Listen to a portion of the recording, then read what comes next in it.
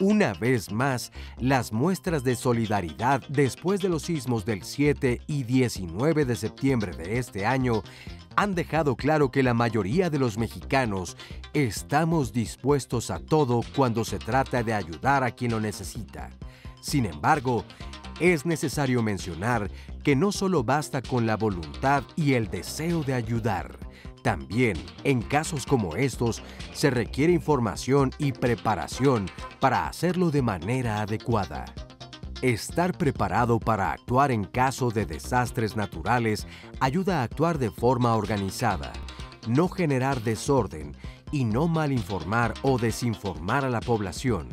Ser solidario no significa solo brindar ayuda a quien lo necesita. También es actuar de forma consciente y pensar que nuestras acciones, desde compartir una información en redes sociales hasta acudir a los lugares en contingencia, tendrán consecuencias. Y estas pueden ser positivas, pero también negativas. Contar con una cultura ciudadana de prevención y acción frente a las emergencias nos harán ser una sociedad y un país más fuerte. En Diálogos en Confianza, hablaremos de la importancia de ayudar con conciencia. Muy buenos días, gracias por acompañarnos esta mañana. Ya escuchábamos la entrada del programa del día de hoy. Mi compañera Marisa Escribano ha viajado a Oaxaca junto con el equipo de producción de Diálogos en Confianza. Algunos compañeros de noticias también estarán por allá, así que ellos van a estar enviando algunos enlaces jueves y viernes, porque el día de hoy viajaron para estar en Juchitán. Jueves y viernes estarán haciendo enlaces con nosotros para que nos digan cuáles son las necesidades que actualmente tiene la gente en Oaxaca. No olvidemos que estamos casi a un mes de que se suscitó el sismo en Oaxaca y Chiapas. Hay mucha necesidad todavía, pero creo que es importante lo que escuchábamos en la entrada de este programa, ayudar con conciencia, porque a veces nos volcamos justamente a querer ayudar, pero no sabemos cuál es la vía, cuál es lo más adecuado, quiénes sí están preparados para hacerlo y cuáles son las necesidades básicas que en este momento la gente pues está ocupando.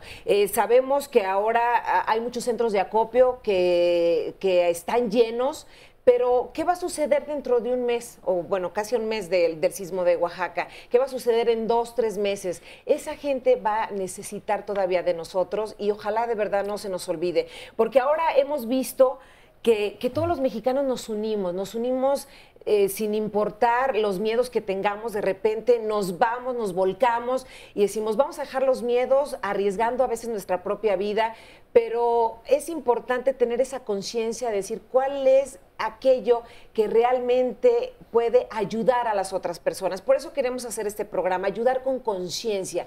Quédense con nosotros y por supuesto nos pueden compartir sus testimonios, sus historias, que sé que hay muchas y que quisiéramos escucharlos a través de las redes sociales, donde Sandra estará con nosotros. Sandra, ¿cómo estás? Hola, muy buenos días. Carmen, muy bien, muy buenos días. También mi compañero Oscar está viajando en estos momentos. Así es. Y por eso pues me tocó venir y con muchísimo gusto, porque es un tema que nos va a ayudar mucho a ubicarnos. Todos muchas veces tenemos ganas de ayudar, sobre todo en circunstancias tan adversas como las que acabamos de enfrentar y continuamos enfrentando. Sin embargo, pues es bueno también tener una guía de cómo esta ayuda se puede optimizar, y por eso pues gente especializada en esto nos va a orientar. Y quisiera dejarles una pregunta en las redes sociales. ¿Ustedes creen que los mexicanos somos solidarios y de qué manera lo están siendo ustedes con su entorno? Compártalo con nosotros a través de Facebook. Recuerde que estamos en Facebook Live durante las 2 horas de transmisión. También nos puede mandar un Twitter, nos puede llamar vía telefónica y nos puede seguir en www.canal11.mx/diálogos. Y tenemos a mucha gente también aquí en vivo en el estudio, a la cual saludamos, le damos los buenos días. Bienvenidos, muchísimas gracias por acompañarnos. Ya nos estarán contando también su testimonio más adelante. Así es, Sandra, y le doy la bienvenida a nuestros especialistas que nos acompañan esta mañana. José Eduardo Tapan, antropólogo y psicoanalista. Bienvenido, José Eduardo. Muchas gracias. Está con nosotros también María Antonieta García, médica sexóloga. Buenos días. Buenos días. Pola Mofit, coordinadora operativa de Topos Adrenalina Estrella AC. Qué gusto tenerte aquí, Pola. Gracias. Está con nosotros también Jorge de la Peña Martínez, profesor de Psicología Social y psicoanalista, adscrito a la División de Ciencias Socioeconómicas de la FES Acatlán UNAM y consultor en Derechos Humanos. Jorge, buenos días. Buenos días, Carmen. También nos acompaña Vladimir Esparza, voluntario y licenciado en Mercadotecnia. ¿Cómo estás? Muy bien, muchas gracias. Bien, pues para comenzar y escuchar algunos testimonios que nos comparten, vamos a ver este de un rescatista. Soy Héctor Madera Ramírez, soy primer oficial en Guardias de México Militarizado, Rescate y Salvamento Nacional, Escuela de Formación Ciudadana. En estos acontecimientos recientes y en algunos otros, desde mi experiencia personal como voluntario, como Guardia de México, como ser humano, yo creo que lo más conmovedor ha sido darme cuenta de la gratitud que es capaz de tocar un ser humano o de experimentar cuando está siendo ayudado. Y no solamente de la gratitud, sino de la apertura con la que se puede recibir cualquier apoyo. Este tipo de siniestros nos enseñan, no nada más a mí ni a Guardias de México, sino yo creo que a toda la población, que ante momentos de crisis o momentos de dificultad pueden surgir del ser humano o los peores rasgos o los mejores también. Guardias de México, los grupos voluntarios, la mayor parte de la sociedad civil, yo creo que a lo que le apuntamos es a que surja lo mejor, a que surja la esperanza, a que surja la solidaridad, a que surja el amor al prójimo, a que surja la consideración, la empatía. Porque ayudar, cualquier tipo de ayuda, sea extender un plato de comida, sea ayudar a limpiar un centro de acopio, organizarlo, sea llevar una ayuda humanitaria a donde se requiera, sea brindar un curso de capacitación o de prevención o generar un simulacro, sea la ayuda que sea, es de completa utilidad y sobre todo nos enseña eso, que el corazón de los voluntarios, el corazón de los mexicanos puede ser más grande que cualquier atrocidad. Muchas gracias por compartirnos esta parte de tu historia y que sin duda pues es parte de todos nosotros los mexicanos. Vimos ahora con el sismo que acabamos de vivir tanto hace casi un mes en Oaxaca y Chiapas como el que vivimos aquí en la Ciudad de México, cómo la gente sin importar las ideologías, las nacionalidades, porque también tuvimos apoyo de diferentes compañeros que algunos están radicando aquí en la Ciudad de México, otros llegaron a ayudar y vimos cómo nos unimos sin importar nada para poder ayudar a los que nos necesitaban. Incluso hay gente que rentó departamentos exclusivamente para darles asilo a aquellas personas que se quedaron sin casa. Hablamos de solidaridad. ¿Cómo entendemos la solidaridad los mexicanos? Bueno, pues los mexicanos entendemos la solidaridad como la parte más valiosa del ser humano, aquella que se enfrenta a todas las vicisitudes por una mínima o una gran ayuda al necesitado en el momento justo y preciso. Y México se caracteriza no solamente por ser solidario con su gente, o sea, él es un embajador a nivel mundial de esta palabra, solidaridad, pero ahora nos ha tocado vivirla de una forma tan tangible, tan conmovedora, tan apasionada, que solamente nos queda decir gracias, ¿no? Y a seguir adelante, porque, como dijiste tú, esto no para aquí. Pero mira, la solidaridad es un concepto que ya ha sido manejado por varios sociólogos y que precisamente es la característica de las sociedades, la solidaridad. O sea, México obviamente existe solidaridad, como existe solidaridad en otras partes del mundo, por ejemplo los japoneses, ponemos el ejemplo de los rescatistas japoneses que vinieron acá. Yo tengo 40 años trabajando con sobrevivientes de víctimas de violencia y soy experto en atención a sobrevivientes de víctimas de tortura.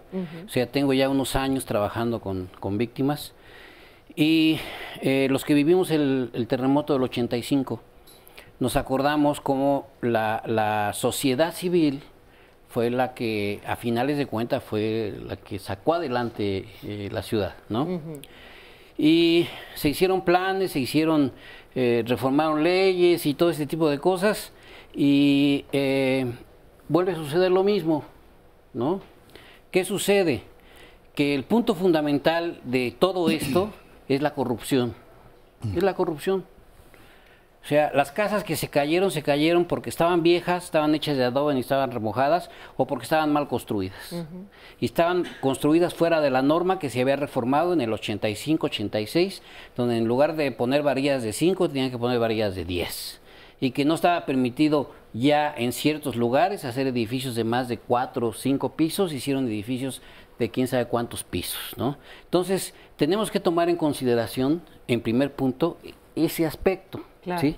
Que la corrupción, y lo estamos viendo con el colegio Rebsamen, en donde va a ser un peritaje, ya se detectó, ¿sí? A simple vista que estaba mal hecho, ¿no? Y no tenía las... Que había una construcción ahí que no debía de estar.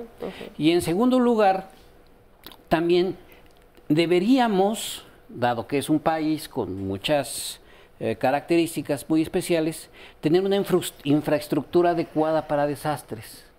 Y no la tenemos, carecemos de ella. ¿A quién tenemos? A la sociedad civil, a los topos, por ejemplo, ¿sí? A los voluntarios. A los voluntarios, a todos nosotros. Dime, veamos objetivamente, ¿qué infraestructura para este tipo de catástrofes tiene el Estado? Y estoy hablando de todo el país. Ninguna. O sea, puro rollo en la televisión, el de Protección Civil y que el del Ejército y que el de la Marina y que no sé qué tanto, pero no saben levantar una piedra como los topos. No saben cómo hacer túneles, cómo hacer estrategias, cómo hacer esto. Los voluntarios, a partir del sentido común y de la solidaridad, salieron a trabajar, ¿sí? Ahora, voy al tercer punto y termino, ¿sí? Las víctimas. Hay que tratar a las víctimas, ¿sí? Como debe de ser, como Dios manda. O sea, tratar a las víctimas no es nomás decirle, tranquila, no pasa nada. No. Cada persona es diferente, cada persona tiene sus características y te tienes que adaptar a las circunstancias, ¿sí? Porque no es lo mismo al que se le cuarteó la casa que al que se le cayó. No es lo mismo al que se le murió una persona que al que no nos pasó nada y nomás nos asustamos, ¿no? Entonces, no hay especialistas que sepan bien a bien tratar víctimas, y lo único que hacen es, en lugar de tratarlas, ponerlas peor. Y a mí me ha tocado ver iatrogenias por médicos, psicólogos, etcétera, etcétera, que se ponen a tratar a una sobreviviente de una violencia, de una víctima, y me la mandan peor. ¿Sabes qué, Carmen? Siento que este tipo de cosas, como que tenemos también una dificultad, no sé por qué, como país, como ciudadanos, o sea, efectivamente en las coyunturas, cuando aparecen los conflictos, todo este tipo de cosas, aparece una enorme solidaridad. Pero después como que hay mecanismos de desmemoria en donde no podemos como recapitular todo este tipo de experiencias. Por ejemplo, o sea, la Ciudad de México se construyó sobre un lago, y sin embargo en épocas de lluvias nos seguimos sorprendiendo de que llueva como llueve. Si llueve como llueve es porque aquí había un lago. Entonces, pero seguimos sorprendiéndonos año con año y no se hacen las cosas adecuadas. En el sentido de las víctimas. O sea, hay casi en todos los estados de la República, hay alrededor de 10, 12 carreras de psicología, por ejemplo, o medicina. En ninguna de ellas se les da una preparación de atención a víctimas. Lo que está diciendo exactamente. Nos sorprendemos con los acontecimientos y suponemos a veces que una pobre formación universitaria es suficiente para contener a una víctima, y efectivamente sucede esto. O sea, a veces las condiciones de las víctimas y la sobreinformación, también ese es otro tema. Y la desinformación. La desinformación. ¿Cómo ha habido desinformación en estos días? Esa desinformación que genera la sobreinformación en redes y todo ese tipo de cosas. Los japoneses, precisamente en el 2001, demostraron que tanto las víctimas como aquellas personas que habían sido sometidas a esos supuestos excesos de información comportaban los mismos síntomas, los mismos problemas.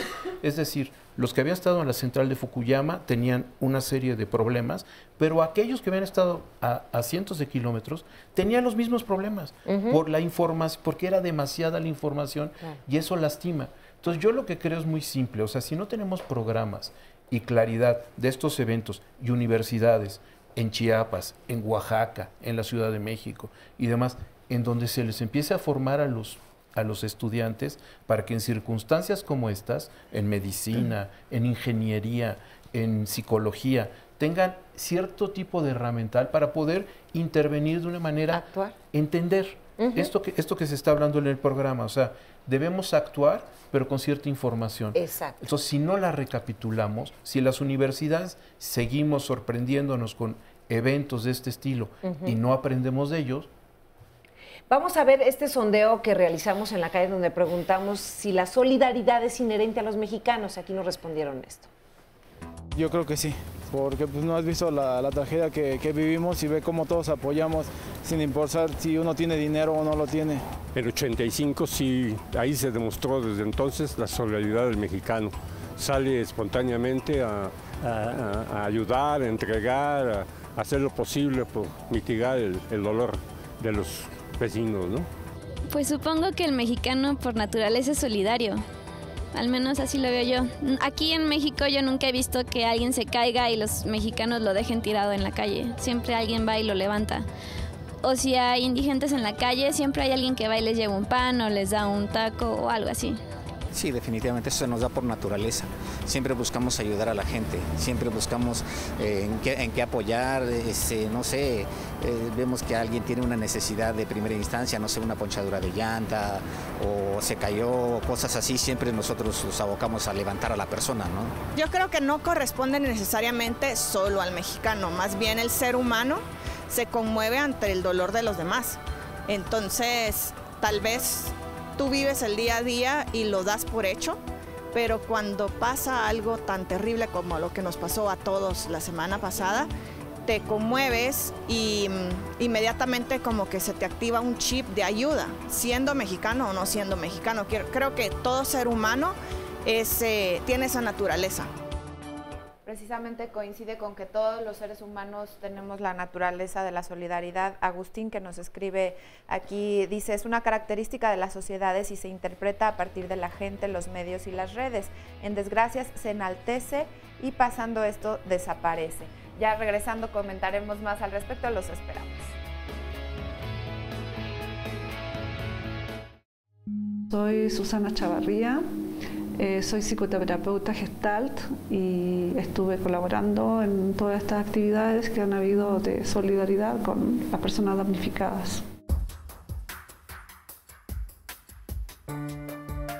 Fui a Ixtaltepec, Oaxaca, con un grupo de Guardianes de México, donde íbamos 2 terapeutas, una tanatóloga y 3 paramédicos. El paramédico iba asistiendo mientras yo iba dando atención terapéutica. Entonces yo me acercaba a las personas que veía que estaban con la mirada perdida, desorientadas, estaban sentados en la banqueta, a la medida que íbamos caminando, estaban llorando, mucha gente estaba llorando. Y poco a poco se fue corriendo la voz y entonces vimos que iba a ser imposible hacer trabajo individual y resolvimos en equipo hacer trabajo grupal. Entonces, y también nos percatamos que fue mucho más eficaz porque la red de apoyo se tejía entre ellos. Entonces la idea era dejar como una semillita que con lo que nosotros hacíamos ellos pudieran tener una herramienta para futuro de contención. Yo fui cabeza de una brigada que es la del Valle de psicoterapeutas. Un día la experiencia que tuve junto con otra compañera, que nos acercamos al comedor que estaba en división con Nicolás San Juan y vimos la necesidad de atención a los brigadistas que venían colapsados. Venían, o sea, se olvidaron de ellos, estuvieron horas trabajando o hasta 8 horas continuas. Una chica me dijo que ella llevaba 12 horas que se había estado moviendo por los sitios, ya no podía ni caminar. Entonces ahí pensamos que había que atender a los brigadistas. Yo creo, y lo he estado pensando mucho, que primero es como una necesidad de uno de sacarte, y es algo muy personal a lo mejor, pero de sacarte toda esa energía que se te quedó contenida y volcarte hacia el otro. O sea, también es como sanación para uno mismo, ayudar al otro.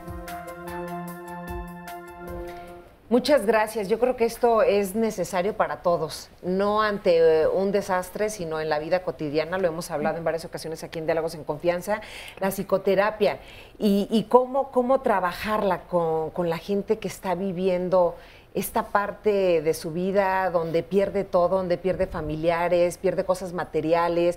La casa, el otro día un especialista nos lo decía aquí, es que la casa es parte de tu familia, porque es donde peleas, es donde apapachas, es donde comes, es donde duermes, es donde tienes tus necesidades, es donde tienes un ratito de silencio para ti. Entonces, al perderlo eso, ¿qué más pierdes?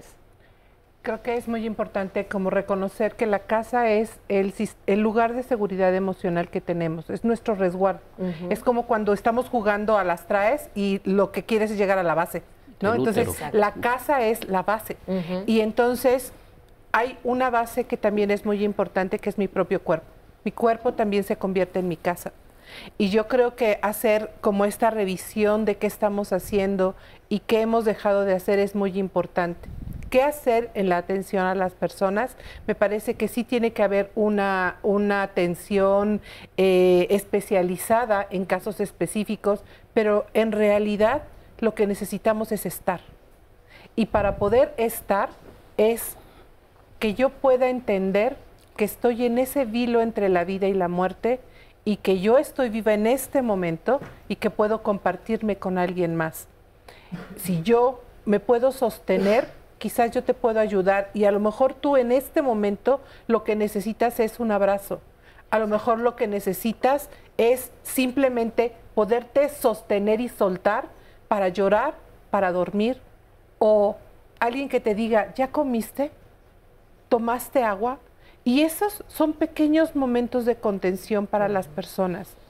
Que tú puedas saber que estás llegando a una casa, aunque no tengas tu casa, me explico, a un refugio. O sea, es un primer refugio para que después puedas dar el paso, sostenerte tantito y dar el paso y ver qué otra posibilidad tengo.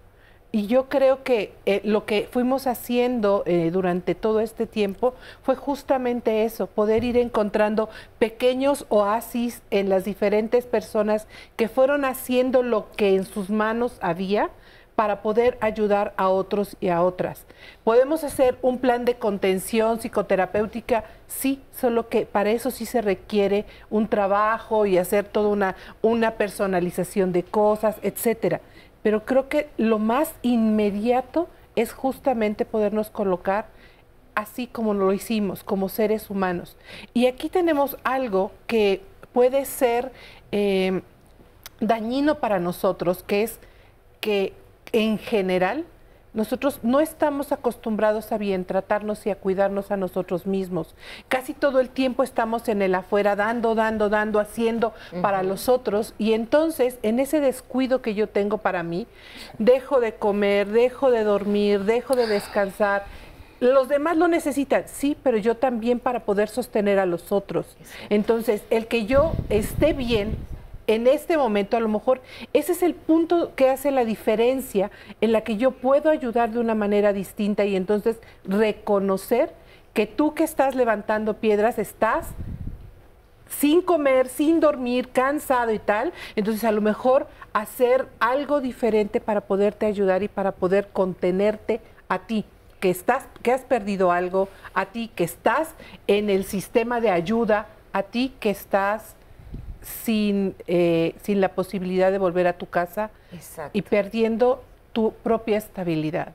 Vladimir, quisiera que tú intervinieras aquí porque justo lo que está diciendo María Antonieta, tú al escucharla suspirabas y yo creo que se te venían muchas memorias a tu mente. Bueno, mi experiencia ahí en Ixtaltepec fue esto un poco, ¿no? O sea, hablar de la solidaridad y hablar de esto de la casa, que pues ahí se colapsaron 800 casas en el primer evento. Y recuerdo que la primera noche que estuve haciendo pues visitas por todo el pueblo, en una esquina donde estaba ya muy limpio, ya habían empezado a hacer remoción de escombros, se me acercó una señora y me regaló un atole en la noche, ¿no? Y no, pues muchas gracias, y no, pero no se preocupe, nosotros estamos, porque uno como voluntario va con muchas ganas de ayudar y de participar, ¿no? Pero también tenemos que saber cómo hacerlo, enfocar la mejor forma para replicar la ayuda y que sea realmente directa a esas personas que lo están requiriendo. Entonces estas señoras vienen, me ofrece un atole.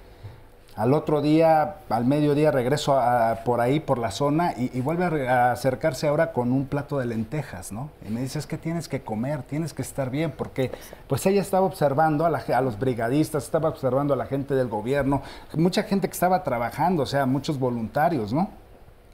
Y chicos de las universidades, y entonces va y me ofrece un plato de lentejas, ¿no? Entonces, ahí se me prendió el foco, yo llevaba muchos víveres también.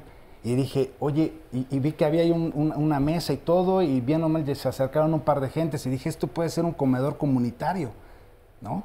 Y entonces le dije, oiga, y si le traigo un poquito más de arroz, de todo lo que se requiere para comer, usted podría, y me dijo, no, o sea, luego me leyó la mente, me dijo, adelante, trae lo que sea necesario, que aquí hacemos un comedor comunitario y le damos a comer a toda la gente, ¿no? Entonces, eso es un poco la experiencia que tuve la oportunidad de ver y de poder ayudar ahí, ¿no? Para que no nada más uno como voluntario va a querer ayudar, pero en realidad uno necesita de ese descanso, necesita de una buena alimentación, necesita... Así es, de una contención. Porque de hecho, si no te colapsas, imágenes, ¿verdad? Si no te colapsas tú también, y entonces colapsado también tú ya no puedes ayudar de la misma manera. Entonces, a mí me parece que ir generando como estos recursos y compartiéndolos es muchísimo más fácil, justo desde el autocuidado y desde el cuidado colectivo. O sea, no puede haber un cuidado colectivo si no hay un autocuidado previo también. Y si esto lo traspasamos a las familias, porque también en el programa nos han estado preguntando mucho, por ejemplo, madres de familia que se tuvieron que quedar y que se tienen que quedar al cuidado de sus hijos, o papás también, y que se sienten de pronto como que atados de manos porque sienten que no están ayudando, pero por el contrario, a lo mejor en ese momento tu labor es esa, es contener a tus hijos, es ayudar en tu comunidad. Cada uno en su microespacio tiene que hacer porque lo esto que puede hacer. nos lo dicen, ha sido frustrante para muchos que a lo mejor tendríamos las ganas o la energía o el entusiasmo de ir a levantar escombros, pero no nos toca en ese momento y es o a lo mejor no puedes ayudar a todos, pero dices, si puedo ayudar a una familia, si puedo ayudar a una persona, a tu vecino, o sea, ¿sabes qué tiene tu vecino? ¿Sabes si tu vecino está en pánico y no puede salir de su casa porque no sabe cómo está afuera, porque solamente está viendo las noticias y ve que todo está derrumbado, y que entonces tú puedes decirle, oiga, ¿cómo está? Pues tengo varios días sin comer porque no he salido, me da pánico. A ver, salga y vea que la calle no está derrumbada y le traigo algo de comer. O sea, a quien sí tienes a un lado, puedes ir ayudando, y me parece que esos actos son los que van sosteniendo y van levantando a la comunidad. Pero fíjate, aquí me sorprende mucho este diálogo que estamos estableciendo, porque hay miles de estudios respecto a esto y que en México no los conocemos, y hay dos muy sencillos. El trauma vicario, por ejemplo, que si les pregunto qué es el trauma vicario, a lo mejor alguno sabe qué es el trauma vicario, o la fatiga por compasión, por ejemplo, que es otro concepto muy estudiado, y ahorita que el compañero platicó, al principio se le nublaron los ojos y se le quebró la voz. Ahora, ahorita estamos en la etapa de negación, ¿sí?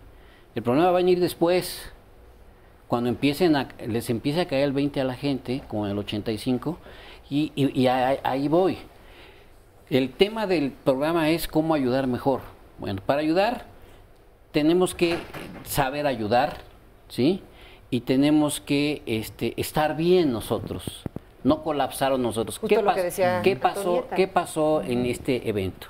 Muchos chavitos de psicología, psicólogos jóvenes, etcétera, etcétera, se fueron de voluntarios a ayudar y tronaron, porque en su vida habían visto un cadáver.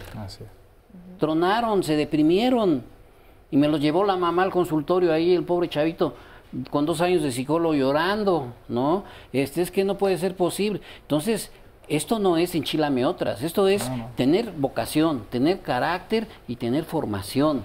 ¿Cómo te quitas los miedos? Y además la situación te rebasa. Miedos que te paralizan y miedos que a lo mejor te empujan a hacer las cosas. Que tienes que tener, por eso es lo que digo, tienes que tener la vocación. O sea, hay gente que no le gusta esto. Yo le pregunto aquí, ¿quién le gustaría ser patólogo y estar haciendo autopsias? Y con una sierra estar cortando los cráneos, pues a la mejor dicen, no, pues ¿qué te pasa, no? Entonces, hay que tener la vocación. Hay gente que le gusta cortar cráneos con sierras, a cadáveres, ¿no? A mí no. Entonces, bueno, vocación. Hay que tener el carácter para poder, y la experiencia. La experiencia. Ahora, ahorita mucha gente necesita ayuda. ¿A dónde va? Dime, ¿a dónde va? ¿Se va al sector salud? Tiene que sacar una ficha a las 4 de la mañana, lo van a pasar hasta las 11 de la mañana y le van a dar cita dentro de 4 meses. ¿Y si no tienes la experiencia? Pues formarte en esa materia, ¿sí? Hay escuelas, en las mismas escuelas cambiar los planes de estudio, como decía Eduardo, hay que cambiar los planes de estudio, hay que poner una materia que tenga que ver victimología o atención a víctimas, qué sé yo, y dar cursos. Sí, fíjate, desde los primeros auxilios, que es algo que deberíamos de hacer. Yo hice un experimento. Puse en mi Face, voy a dar atención gratuita a las personas que tengan un trastorno por estrés postraumático, que es el nombre más común que se utiliza.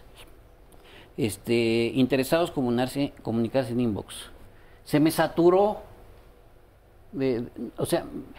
me sentí incompetente para dar atención a estos. En el sector salud no hay la infraestructura para atender esto, ni siquiera el personal formado para atender esto. Te lo digo porque yo trabajé 35 años en un centro de salud mental como psiquiatra, ¿sí?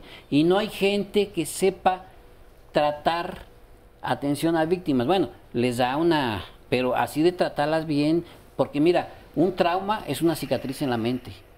¿Sí? Te queda toda la vida y si no sabes tú tratarlo bien, ¿sí? Le puedes echar a perder la vida. Entonces es bien importante. Y si tú no estás capacitado, terminas siendo alcohólico, terminas divorciándote de tu esposa o de tu esposo, estás todo el día triste, te sientes de la fregada, ¿no? Entonces, tratar víctimas, ver cadáveres, ver torturados, ver gente de las peores condiciones no es cualquier cosa. Entonces tenemos que estar formados, capacitados, y aquí ya yo más consciente, porque en el 85, pues hace cuántos años, y con toda la experiencia que he adquirido, me doy cuenta que el 85 no sirvió para nada. O sea, seguimos igual que el 85. Los topos ayudándonos, ¿sí? El gobierno escondido. Los diputados mejor se escondieron, ¿no? Los senadores igual. ¿Dónde está el diputado de tu demarcación o el de tu demarcación? ¿Te fue a ver? ¿Te hace falta algo? ¿Tu representante del pueblo? No. Entonces, tenemos que tener esa conciencia y nosotros tenemos que decirle al Estado, ¿sabes qué? Cuídanos. Cuídanos, Estado. Porque si no fuera por nosotros, no estarías tú. Pero ¿sí? Desde antes, ¿no? Desde antes, no ya que suceden las cosas, sí, miren lo que nos dice el público. Lo que dice, ¿no? Así como una la presencia de las autoridades correspondientes en cada uno de los lugares afectados es muy importante, es parte de ese proceso de contención, ¿no? Como parte de la autoridad.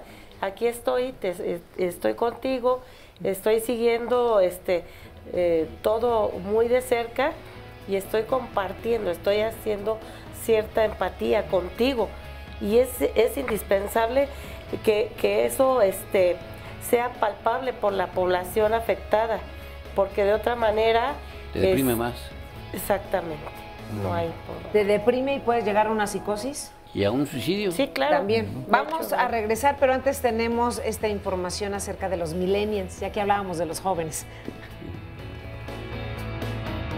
Los ves por las calles, ávidos de ayudar donde sea, haciendo lo que se necesite. Están en los centros de acopio, les piden una botella de agua y llegan 10 de ellos con 2, 3 o hasta el garrafón. Los adultos hacemos lo que sabemos, lo que aprendimos hace 32 años. Sin embargo, hoy podríamos decir que este es su terremoto, que han descubierto que la naturaleza es mayor que ellos, que a esa madre no le pueden decir que no, ni hacer un berrinche. Entonces, han salido a demostrar que de todos modos no dejarán a esa señora maravillosa, aunque un poco caprichosa, salirse con la suya. Hoy están descubriendo su fuerza, sus manos, sus ideas y sobre todo el carácter que tenían oculto. Hoy nos están demostrando que a pesar de todo, sí son lo que esperábamos de ellos, que sí tienen lo que se necesita del mexicano.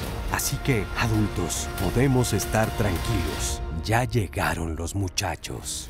Felipe Welsh, profesor del Centro Artístico Ignacio López Tarso, Academia de Arte Teatral.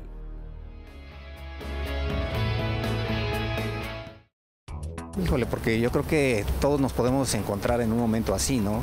De que necesitamos ayuda de alguien y de verdad que la ayuda se da cuando se necesita. Es cuando se acuerda uno de Dios, cuando se acuerdan de nuestros familiares, nos acordamos de eso, de que pues ayudarle a las personas, nada más, porque mientras no haya nada de eso, los mexicanos así somos. Es un error que tenemos nosotros, ¿no? Que en estas circunstancias simplemente es cuando se activa y no tiene que ser así, sí tiene que ser en todo momento, sin que, no tiene que pasar algo fuerte para que nosotros estemos conscientes que tenemos que ayudar, tiene que ser algo diario. Bueno, a lo mejor siempre somos solidarios, pero solamente en estos momentos nos damos cuenta que tenemos que hacerlo. A lo mejor antes no sabíamos si éramos solidarios hasta que no vimos que alguien se cayó o que alguien necesitó que podíamos ayudarlo, ¿no? Porque es cuando la gente siente el dolor de ver el daño en personas ajenas, en personas que no conoces, y en ese momento aflora tu sentimiento de unificación, de apoyo, de solidaridad hacia esa gente. Pues ahí escuchamos a la gente que nos dice por qué ayuda al otro en momentos de tragedia. Y aquí tenemos a Miguel e Ismael y Ana y Olivia, que vamos a platicar con ellos acerca de justamente de esta experiencia que ustedes han tenido como topos, ayudando a la gente. ¿Cómo se han enfrentado a la ayuda? Y cuando también es momento de decirle a la gente, espérate, aquí van los que tienen alguna experiencia, quizá como brigadistas voluntarios, ustedes también como topos o médicos, o necesitamos esto. ¿Cómo reacciona la gente? Pues bueno, empecemos en que es una situación un poco difícil. Estar trabajando con las víctimas, bueno, con las víctimas que salieron, estar trabajando con los familiares de ellos, es algo muy doloroso. Respondiendo a tu pregunta, ¿qué postura tener?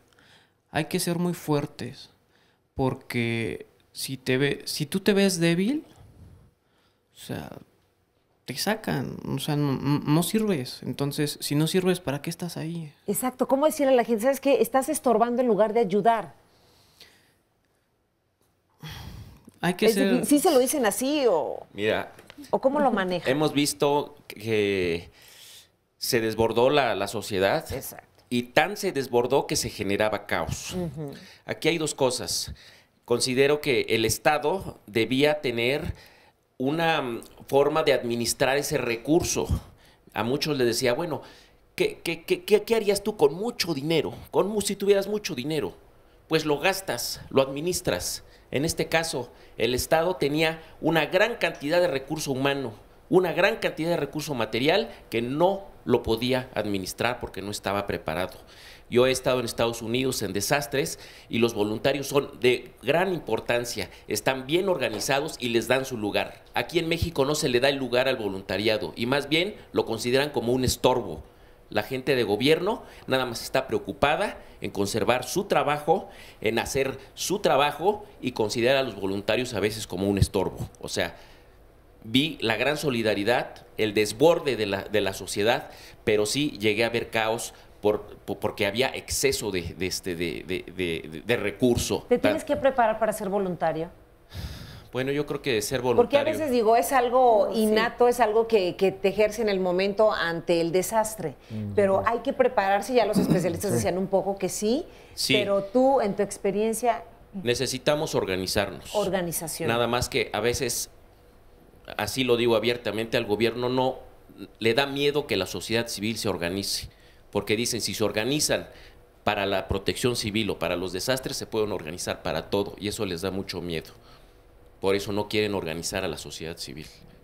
Yo tengo un amigo que juntó con familiares, con amigos, 3 camionetas de víveres, de cosas que llevó a Morelos, y de repente me dijo, me tuve que regresar con 2, porque había tanta ayuda que ya habían llevado, que de repente la gente nomás decía, ¿y ahora qué me vas a dar? Entonces, digo, creo que esos recursos se pueden guardar para, como ya lo decíamos al inicio, en 1, 2, 3 meses, 4 meses, que la gente va a estar necesitada de esos recursos. Es que, mira, Carmen, es bien importante esto que están diciendo. Sí es necesario organizarse, sin embargo, cuando uno quiere ser voluntario, lo digo porque yo he participado de fundaciones o también pues intento y tengo una propia, y gente se me acerca y me dice, yo te quiero ayudar. Entonces hay de voluntarios a voluntarios. A lo mejor en este momento, que es una gran crisis, se requieren manos, se requieren fuerzas, se requiere tiempo. Muchas veces lo que más se pide es que tengas el tiempo y la disposición. Y miren, aquí nos comparte el público. Marcelo dice, todos los que hayan ayudado con poca o mucha experiencia hicieron aportaciones valiosas. El carácter y la experiencia y la formación de la que se habla también se forja en el campo de batalla. Y dice que, bueno, no podemos a veces, como en esta situación que nos rebasa, esperar a tener una gran formación. Las pequeñas acciones crean grandes diferencias, y si ellos mismos regresaron con estrés postraumático, se refiere a los jóvenes que salieron a ayudar, también tendrán su espacio de atención, pero en el camino pudieron hacer y no solo quedarse sentados esperando. Y eso es lo que pasó en una situación tan grave como la que estamos viviendo. Es lo que pero ¿cuánto nos dura la solidaridad? Nos olvida, porque yo también lo he notado en el día a día. La gente es como más amable. De repente te dan el paso, el abrazo, va a cruzar a alguien, o te saluda gente que no te saludaba antes. Pero ¿cuánto nos dura eso? Pero mira, hay en psicología social hay una teoría que se llama la conducta prosocial, ¿sí? Y lo que decía ahorita la compañera, Sandra, pues ella tiene una conducta prosocial, ¿no? Por eso está en fundaciones y todo este voz. O sea, hay gente que tiene el carácter de ayudar y hay gente que no, ¿sí? Eso está muy claro. Por eso hablaba yo de la vocación y del carácter. Hay gente que tiene el carácter y la vocación y bueno, a lo mejor aprende en el camino, ¿verdad? Sí. Con golpes y todo. Claro. Pero también aquí surge otra cosa, hablando de lo que decía el compañero de Ismael, la gran cantidad de gente, ¿no? Surge un personaje nuevo, el voluntario protagonista, el que se va a las ruinas ahí, se pone su casco, su chaleco anaranjado y se toma la selfie, para ¿no? publicarla en redes sociales. En Facebook. Entonces, ese personaje yo lo vi muchas veces, ¿sí? Que también tenemos que tomar en consideración, y lo que decía el compañero, la sociedad civil también se tiene que organizar y decir, bueno, como en Estados Unidos, como en Japón, como en otros lugares del mundo, que la sociedad civil hay solidaridad, pero está organizada. No llevar 2 camionetas y ya la tercera ya se saturó, o ir tanta gente, o no llevar cosas que no le sirven a la gente, porque a mí también me tocó en un centro de acopio de unos amigos donde me decían, es que ve lo que nos trajeron, almohadas rotas, pues cosas que no servían, y si no le sirve a la gente que lo está dando, menos a quien le va a llegar. Entonces sí seamos conscientes de eso. Y también me comentaban justo del protagonismo, que había alguien que llevaba una bolsita de lo que sea, con almohadas rotas, se tomaba la foto, hacía un Facebook Live para decir, miren, estoy llegando a un centro de acopio a ayudar. Eso no sirve, no ayuda. Pero también hay una conducta del voluntario a seguir. También hay como un código que debe de seguir el voluntario. El voluntario, ante todo, debe de ser ético, debe de ser honrado, debe de ser honesto, reconociendo su propia capacidad, ¿sí? Y sus fortalezas. En base a eso, él debe de crear un compromiso, debe de decir, yo voy a poder ayudar 5 horas hoy en la mañana y voy a irme a estudiar. Yo tengo ejemplos claros aquí de que llega Miguel de la escuela, se cambia el uniforme y dice, voy a trabajar 4 horas. Y después voy a descansar. Entonces, el voluntario debe de ser una persona responsable, no debe de ir a crear problemas, debe de ser de alguna forma ordenado ante esta situación.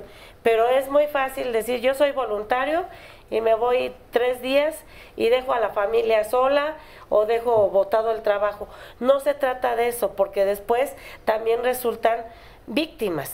Sí. Se trata de tener un voluntario, orden. Pues lo primero que necesita es la buena voluntad, pero después de eso, que sí, continúa. Pero hay que saber enfocar esa buena voluntad. O sea, en mi experiencia, que esto es la primera vez que participo en algo así, hablaban un poco del tema del gobierno, ¿no? Yo tuve la oportunidad de presentarme ahí en Ixtaltepec, enterarme que iba el gobernador Alejandro Murat, y pues me presenté ahí para decirle, oye, mira, tengo gente que me está prestando unas maquinaria para demolición y para remoción de escombros, pero yo no vine a tomarme la foto aquí arriba del puente, que incluso se colapsó la semana pasada, sino le dije, a mí te pido de favor que me canalices en dónde puedo en este momento ayudar. Son 800 casas, ¿cómo lo podemos hacer? Inmediatamente me presentó el presidente municipal, al de Obras Públicas, y en ese momento la maquinaria a trabajar. Porque yo no podía tomar la decisión. Yo vi la desgracia ahí, pero dije, yo no puedo decidir por mí mismo qué casa tirar y qué casa no tirar, o qué recoger o no qué hacer. Porque incluso la SEDATU había marcado cada una de las casas, etcétera.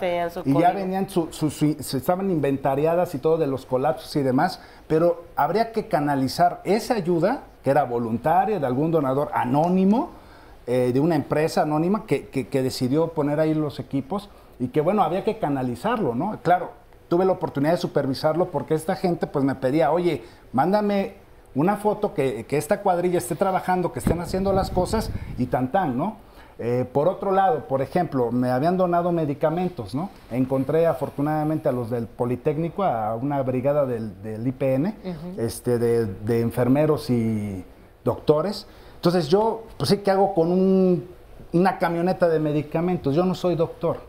¿Qué puedo hacer? Pues me acerco directamente con alguien que puede suministrarlos, que sabe hacer una curación o algo. Yo no tengo esa capacidad. Entonces, como voluntario, lo que hago es acercar ese recurso a quien verdaderamente puede darle una ayuda a quien lo está requiriendo en ese momento. Así, Eduardo. Creo que aquí también es importante, o sea, son varias cosas. Sí. Uno, darnos cuenta que frente a estos acontecimientos respondemos solidariamente y todo esto, pero no hemos logrado como sociedad, como construir una especie de memoria histórica. Las instituciones educativas, o sea, de todo tipo, sigue sorprendiéndose frente a estos acontecimientos y siempre actuando como con sorpresa de lo que está pasando, cuando sabemos que va a seguir lloviendo y va a haber inundaciones, cuando sabemos que va a volver a haber terremotos. O sea, no tenemos esta idea de formación de cuadros en donde las universidades también es importante que se puedan como aprender de la experiencia. Entonces, es decir, o sea, es una tragedia, sin duda, pero también hay que convertirlo en una escuela. O sea, ¿qué podemos aprender de esta escuela? Y esto que están diciendo, o sea, ¿qué es tomar conciencia de esta serie de circunstancias? O sea, no solo estar en los escombros levantando piedras, sino cambiando planes de estudio. ¿Qué es estar siendo tocado por esta serie de circunstancias? Pues generar, yo algo que sí me parece importante es que, o sea, sí he podido constatar que la sociedad civil también con esto crece.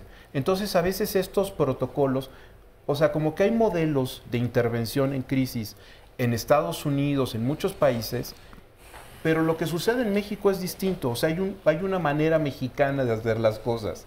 Y en esa manera mexicana de hacer las cosas, lo que se ha podido distinguir, por ejemplo, una muchacha de 28 años, con su casco y todo eso, organizando a la Policía Federal, a la Marina, dice, señores, no me pasen a esta gente. O sea, empoderadísima, y gracias a ella se podía trabajar en un área, porque la gente que estaba ahí estaba casi esperando a recibir órdenes, y esta muchacha se pudo empoderar. Entonces hay una serie de circunstancias que efectivamente la sociedad civil se empodera porque no hay las condiciones, y a veces las condiciones que se quieren meter, este sentido de 1, 2, 3, 4, la etapa, esto, lejos de ayudar, entorpecen, porque hay que irnos circunstancia por circunstancia. Hay que entender que, o sea, digamos que los sismos es caso por caso.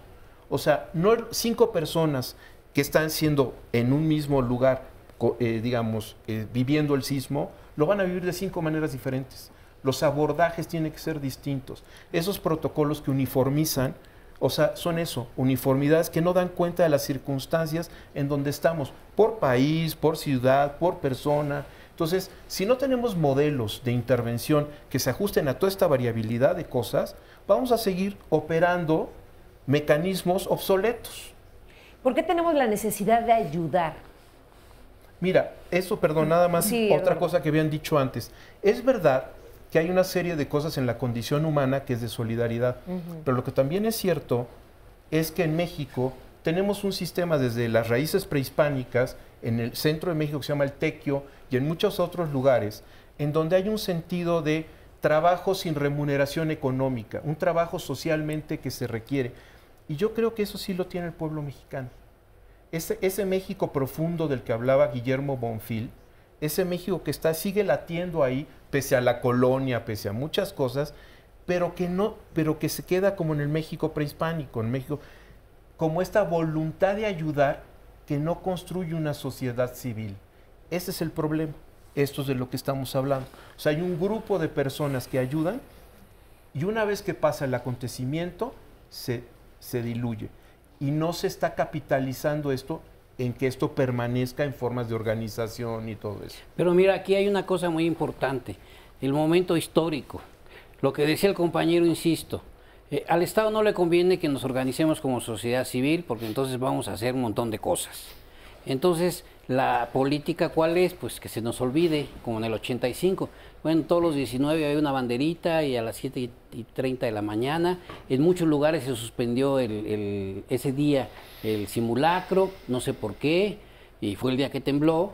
Y entonces, en ese sentido, no hay conveniencia de que se haga una memoria histórica verdaderamente como debe de ser, ¿no? Entonces, por eso digo, no sirvió de nada el 85. Entonces tenemos que hacer nosotros, la sociedad civil, esa memoria histórica y nosotros somos los que tenemos que recordar. Ese es en primer lugar. En segundo lugar, lo que dice Eduardo es cierto, pero es un arma de doble filo, ¿no? Yo lo podría traducir eso con una sola frase. Cuando te preguntan algo a ti, tú respondes, mande usted, ¿no? Entonces, mande usted, pues estás acostumbrado a que te manden. Y aquí en México somos muy solidarios los mexicanos, pero vete a Estados Unidos a la pizca del algodón y cómo te tratan, porque somos muy solidarios también con los gringos, ¿no? Entonces, tenemos nosotros que hacer conciencia, ¿sí?, de esta unidad que tenemos y, como decimos en psicoanálisis, pasarla al acto, ¿no? Y llevar al acto y verdaderamente, y además, finalmente, estamos en año de elecciones. Entonces hay que cuidarse mucho por parte de los políticos. Antonieta, tenemos poco tiempo antes de ir a la pausa, pero ¿quieres intervenir de una vez? Sí, creo que hay que tener en cuenta como que estamos trabajando todo el tiempo en tres grandes espacios. En el espacio personal, que es yo solo, en el espacio relacional, que es de entre dos personas, y en el espacio social. Y el espacio social es el espacio más complicado de todos. Todos están complicados, pero todos son el referente del otro espacio. Entonces, a mí me gustaría, como igual regresando de la pausa, regresar a este punto que me parece que es el que nos construye y hace que respondamos como estamos respondiendo. Ya volvemos.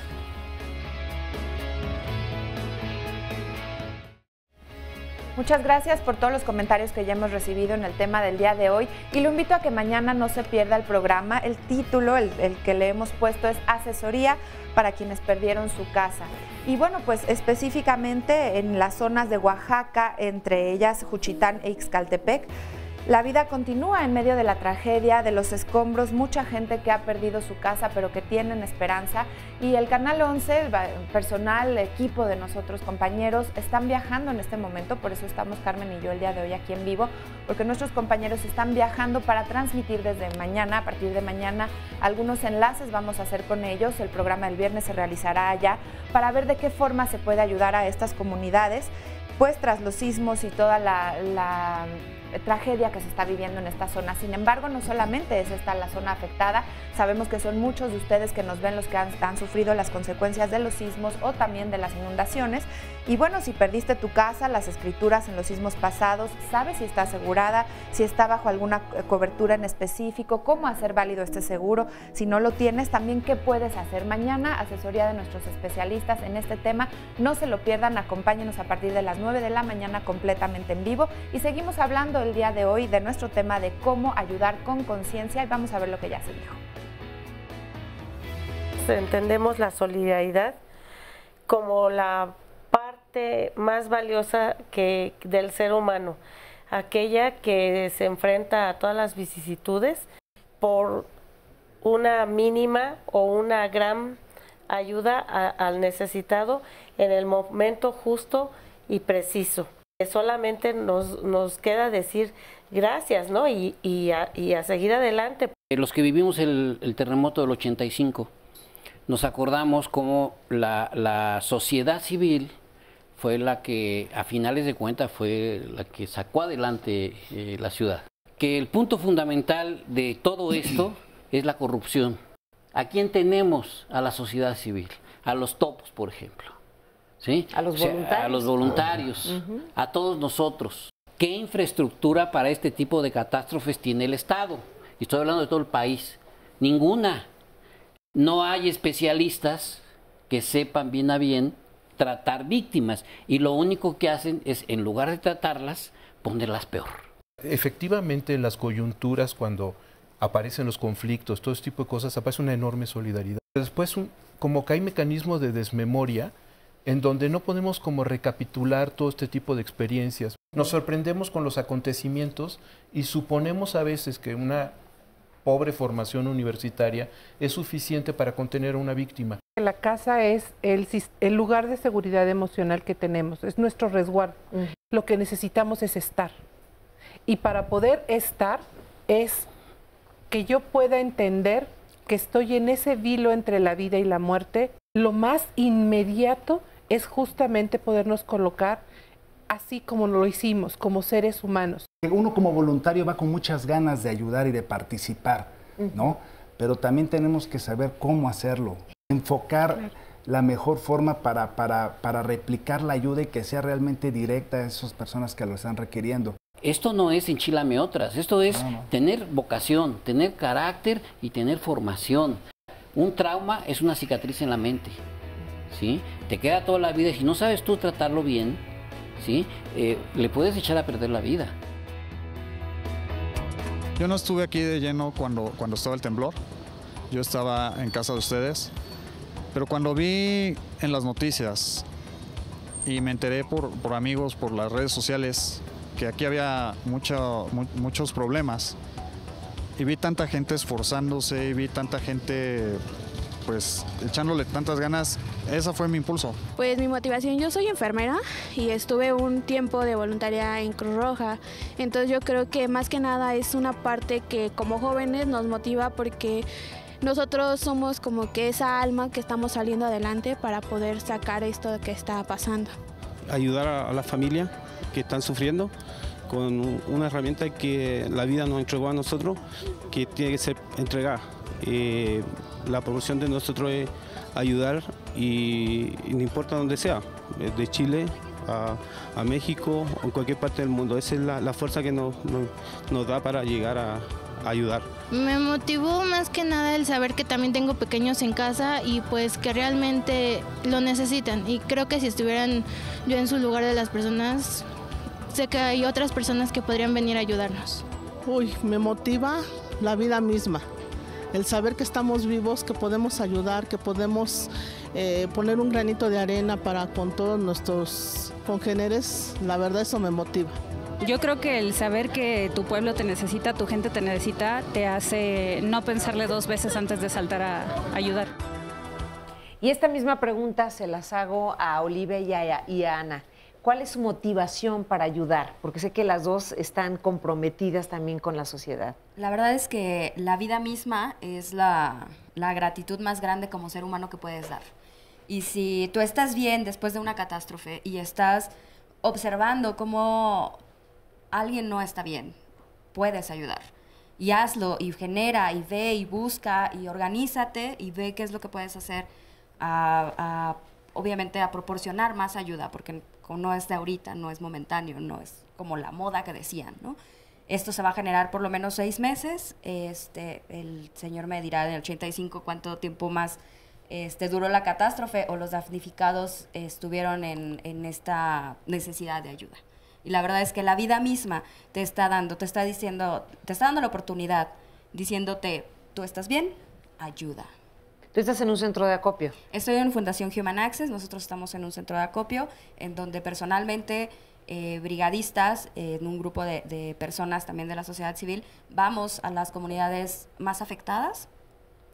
A Morelos principalmente hemos ido con personas que perdieron su casa lejos, o sea, porque la ayuda, como bien lo decías, se centraliza en el centro de cada población, pero hay gente que no se puede mover, personas de la tercera edad que desafortunadamente perdieron su casa y que veces no tienen familia y tampoco se pueden mover. Así Entonces es. hay que llegar hasta allá para ver qué es lo que necesitan, qué es lo que podemos aportarles.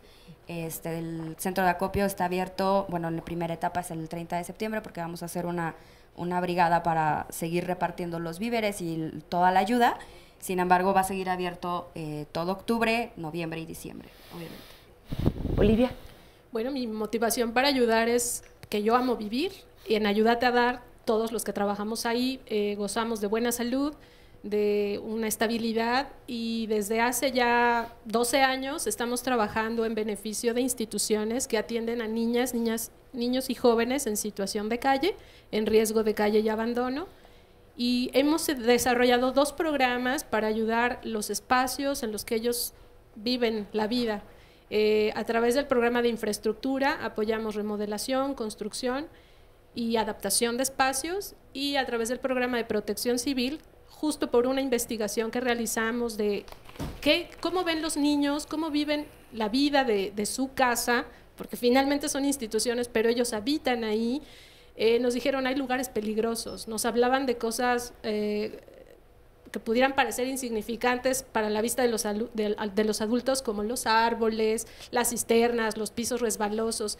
Y ahí Ayúdate a Dar empezó a reflexionar de que era necesario analizar el entorno sociofísico como algo más grande que simplemente apoyar en infraestructura.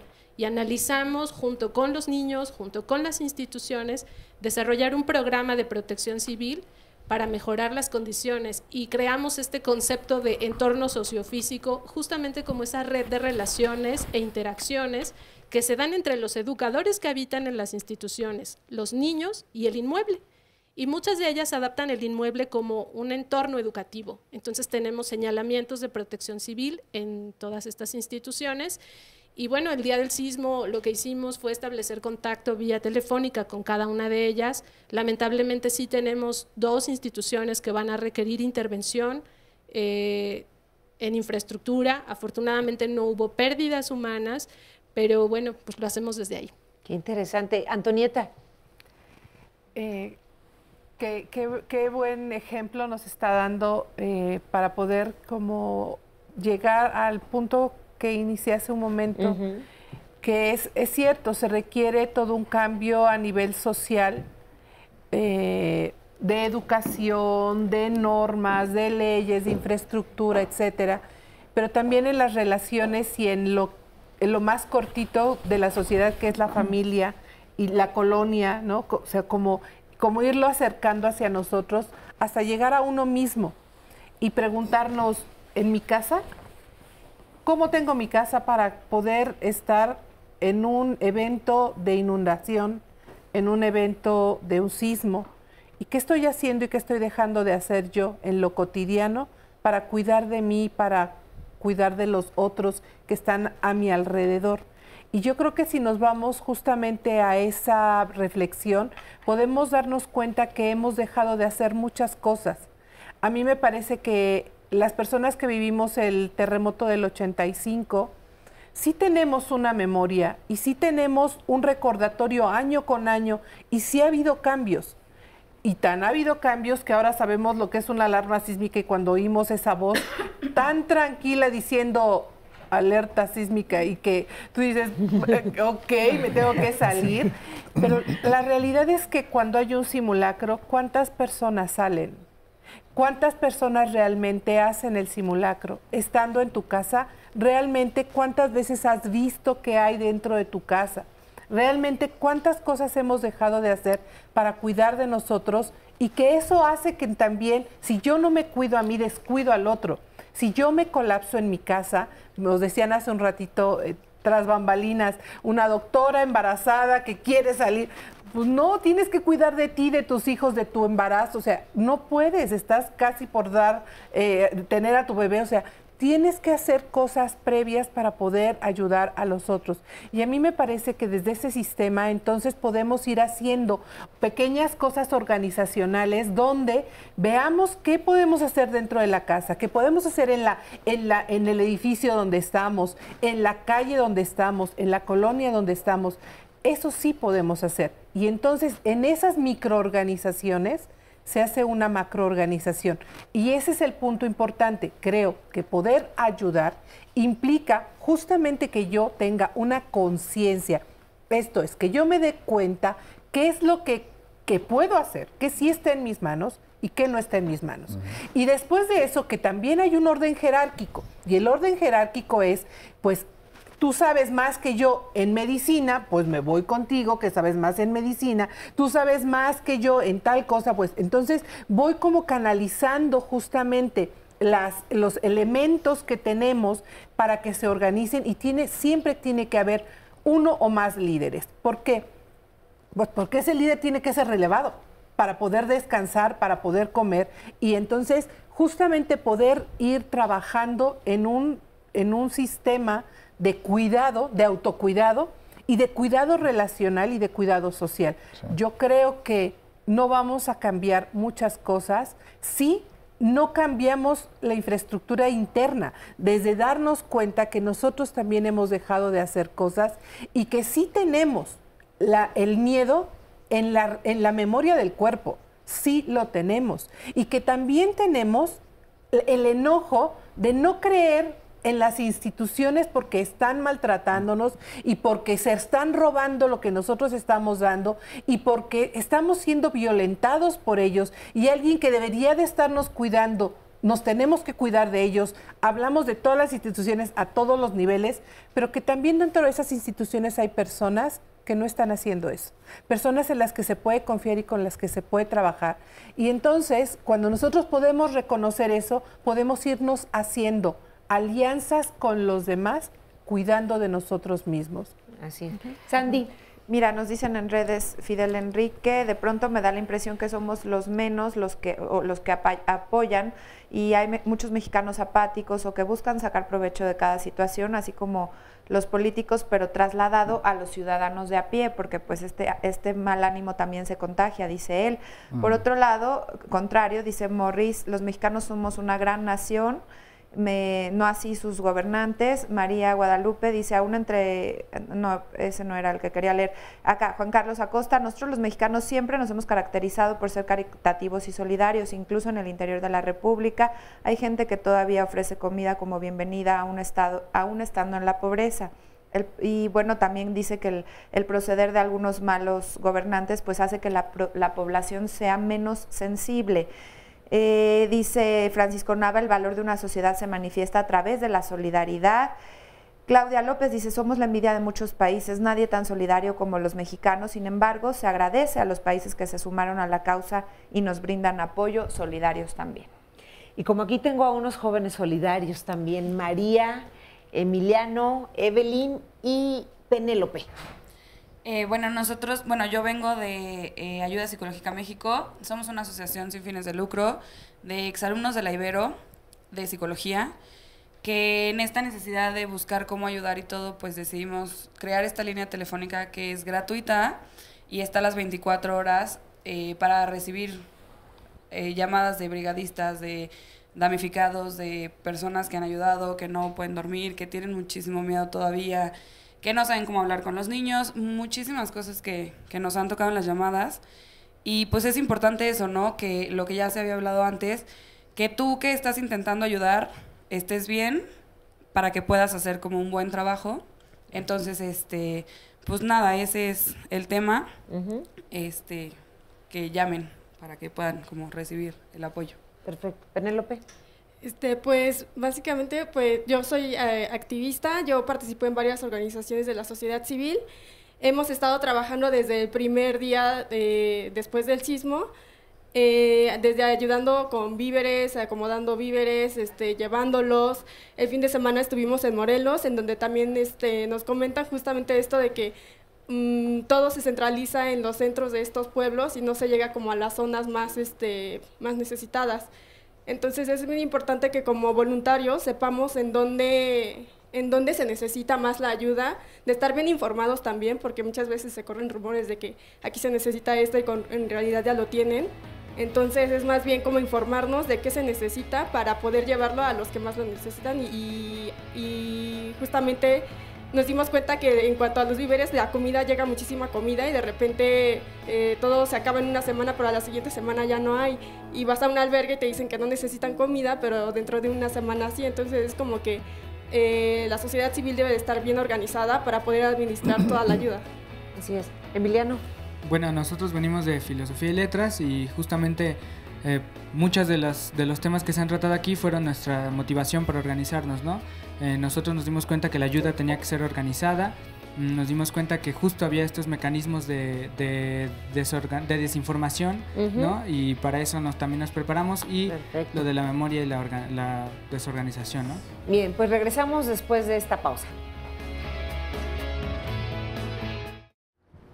Ayudar con conciencia es nuestro tema esta mañana aquí en Diálogos en Confianza. Y Emiliano, nos decías de la forma en que ustedes apoyan. Sí, ayudan. Pues nos organizamos ahí en la facultad porque hay un discurso, ¿no? De volver a la normalidad y nosotros creemos que no está bien, ¿no? Que justo, como decía el compañero brigadista de acá atrás, que la solidaridad que surge en estos momentos, ¿no? Que es muy natural, lleva a la organización necesariamente para hacer las cosas bien, como bien decían otros compañeros de acá, y pues justo que, o sea, lo que planteamos es ayudar a largo plazo organizadamente en la Facultad de Filosofía, capacitarnos para ayudar de la mejor manera posible y combatir estos mecanismos de desmemorización. Y pues sí, básicamente rechazar este discurso de la normalización, de la normalidad, ¿no? O sea, que cuando regresemos al trabajo, que cuando regresemos a la escuela, no dejemos atrás esta solidaridad que nos ha unido, ¿no? Que no sea un chispazo nada más. Y pues los invitamos a que se nos unan. Hay una página que se llama Difusión Filos para que estén viendo qué estamos haciendo. Perfecto. Y pues sí, básicamente es invitarlos a seguir en esta línea, ¿no? A no dejar atrás la ayuda, a no dejarnos desorganizar y a no permitir la desinformación entre todos. Gracias, Emiliano. Evelyn. Hola, ¿qué tal? Bueno, nosotros venimos de Voces de Cambio, Agenda para el Desarrollo y también de una coalición recién formada el 30 de septiembre que se llama Juventudes 19S. Iniciamos trabajando bajo el lema Centrados en la Niñez, porque consideramos que niños y niñas deben de ser reconocidos como sujetos de derechos y también que se garantice sus diferentes derechos como son salud, alimentación y protección. Por lo cual desde Voces de Cambio desarrollamos una herramienta para diagnosticar la garantía de derechos en los albergues y hacer un censo. Motivados por esto, pues diferentes organizaciones de sociedad civil se unieron a este llamado y decidimos hacer una convocatoria más amplia a las juventudes para la reconstrucción de la Ciudad de México desde nuestra expertise. Nuestra expertise es derechos de niños, niñas y adolescentes, protagonismo y ciudadanía desde la niñez y, por supuesto, la juventud e incidencia en políticas públicas. Por lo cual estamos haciendo un llamado y una invitación más amplia a todos los jóvenes que se quieran unir a esta coalición el 14 de octubre en una sede de CU que está por confirmarse, podría ser la Facultad de Psicología o la Facultad de Economía. Estamos trabajando, hemos decidido trabajar en 4 zonas estratégicas por ser las más vulnerables, 4 delegaciones, y reconociendo esto, que la niñez debe estar al centro y que la juventud debe ser protagonista de los cambios que requiere este país. Muchas gracias, Evelyn. Gracias a ti. Y hablando de cómo se organiza la sociedad, vean la siguiente cápsula. Mi nombre es Laura Lira, soy vecina de Nicolás San Juan y División del Norte. Y aquí tuvimos, bueno, la experiencia de poder apoyar a la gente militar, civil, de la Marina, federales, que estuvieron apoyando aquí en los derrumbes de Nicolás San Juan y Escocia, y Gabriel Mancera y Escocia. Yo soy Diana Villanueva y soy parte del equipo que la gente que estuvo apoyando nos denominó las totopas, porque éramos las que les dábamos de comer a los topos, y otras unidades que estuvieron aquí en el edificio de Escocia y Gabriel Mancera en toda esta zona ayudando. Y bueno, yo tengo como la idea de que esto era un comedor comunitario y terapia entre amigos, porque la gente no solo venía a comer, sino venía como a relajarse, venían a desestresarse de todo lo que estuvieron viviendo aquí, ¿no? Rescatistas de todo tipo. La solidaridad, el apoyo, la hermandad, o sea, nada de que tuvimos aquí gente, rescatistas que eran venezolanos, haitianos, un cubano lindísimo nos ayudó a preparar sándwiches. Entonces aquí no había de que tú eras de este país o de otros, todos éramos hermanos, todos repartíamos y todos apoyábamos. Pues yo pienso que estas cosas nos han sacudido mucho a todos, para que nos volvamos aún más solidarios, inclusive ya no en las tragedias, sino en la vida normal. Porque a todos los niños, a los jovencitos que les llaman millennials, que dicen que son tremendos, ellos vinieron a partirse el alma repartiendo cosas y ayudando y recolectando y todo. Entonces yo siento que fue un movimiento muy fuerte que Dios nos dio para volver a ser nosotros, los mexicanos unidos. Bueno, para mí fue una experiencia que jamás voy a olvidar. Y una lección de vida también muy importante, que sin importar tu edad o tu nacionalidad, el ayudar a alguien es increíble. Y lo increíble, esa fuerza que sacan las personas de decir, quiero ayudar, no sé de qué manera, con lo poquito que puedo. Venían personas a ayudarnos a hacer oración, que decían, es la manera en que yo puedo ayudar. Personas que traían lo poquito que tenían de comer en su casa y ayudaban. Eso es solidaridad, eso es cariño, eso es ser México, mexicano. Ahí está la solidaridad de nosotros los mexicanos. Ana Paola, ¿y tú también ayudas a través del Centro Mexicano de Resiliencia? Ajá, la Asociación Mexicana de Resiliencia. Y bueno, nosotros a partir de la resiliencia ayudamos a los adultos, a los profesores ahorita, en cómo brindar el apoyo a los niños, y también tenemos por ahí talleres para niños con obras de títeres. Y bueno, no solo ahorita con el sismo, sino también durante todo el año tenemos talleres, ¿no? Porque la resiliencia no se construye de un día para otro. Entonces, por ahí tenemos las páginas, Creciendo ante la Adversidad y resilienciamexico.org. Perfecto. Muchas gracias, Ana Paola. Sandra. Mira, pues nos dice Fati Torres, es triste que solo cuando pasan cosas fuertes se ve la solidaridad, aunque claro, no de todos. Hay otros que se aprovechan de la desgracia, pero creo que en general sí somos más solidarios y cálidos que otros países. Saluda, y ella nos escribe desde San Luis Potosí. También nos escribe Javier García. Recuerde que estamos transmitiendo en Facebook Live durante las 2 horas de programa para que usted nos pueda dejar abajo de la transmisión sus comentarios, y estamos en vivo. Y dice Javier, es una realidad que deberíamos hacer conciencia de apoyar verdaderamente a estos grupos que apoyan y educan a la sociedad. Y yo aquí diría, bueno, y no nada más ante una tragedia como esta, sino durante todo el año. Margot nos dice, los felicito, excelente programa, realmente nos hacía falta. Ella escribe de Morelos, de Temisco, dice, hace falta mucha ayuda en el Estado, y la solidaridad que ha habido realmente es la que nos ayuda a reconstruirnos como personas y como sociedad. Y bueno, tenemos otro comentario. Elena Rodríguez felicita por el programa y por el tema del día de hoy. Sí, siguen llegando comentarios de que sigue necesitándose mucha ayuda y se va a seguir necesitando, no es nada más unas semanas. Claro, ¿cómo optimizar los recursos? Creo que este es un punto clave. Sí, bueno, yo pienso que tenemos que cada quien tomar su papel, ¿verdad?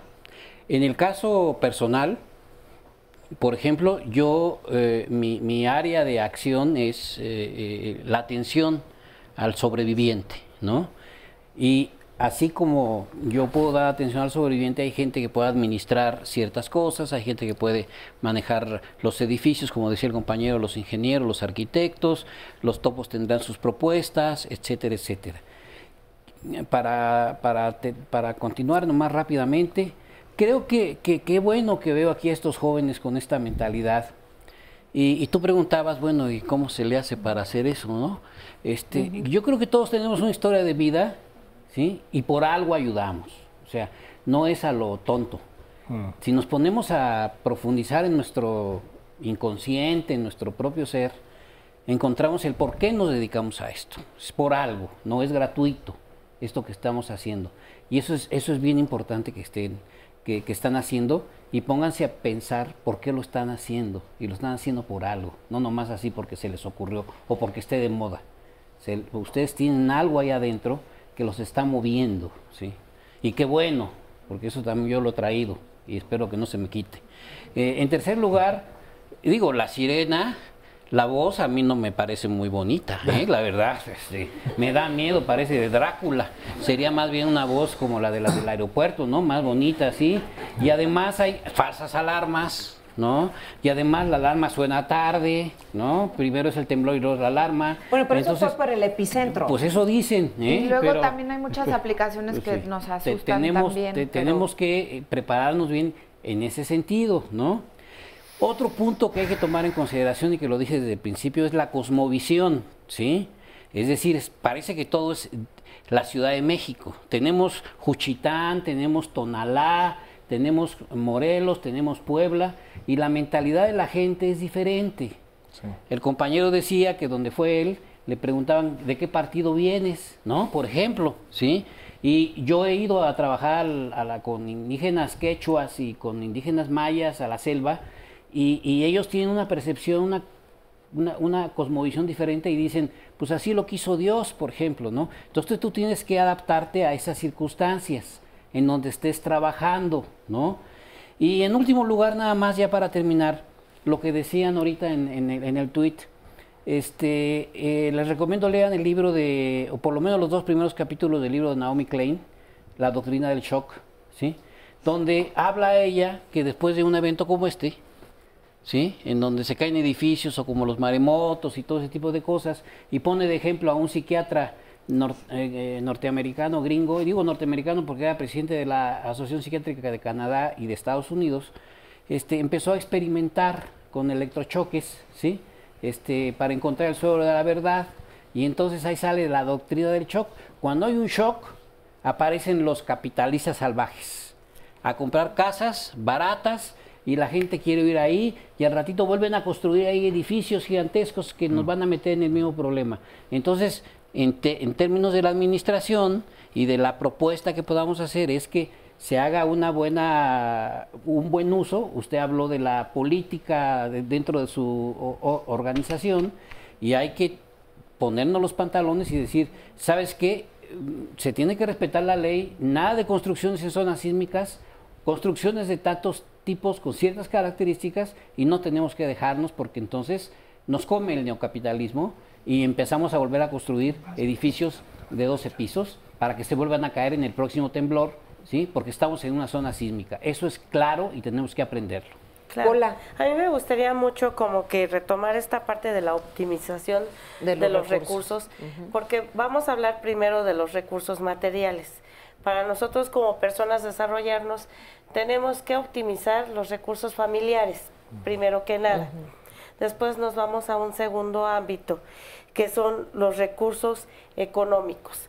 Todas las organizaciones de la sociedad civil que están debidamente constituidas requieren de un apoyo económico, físico y material.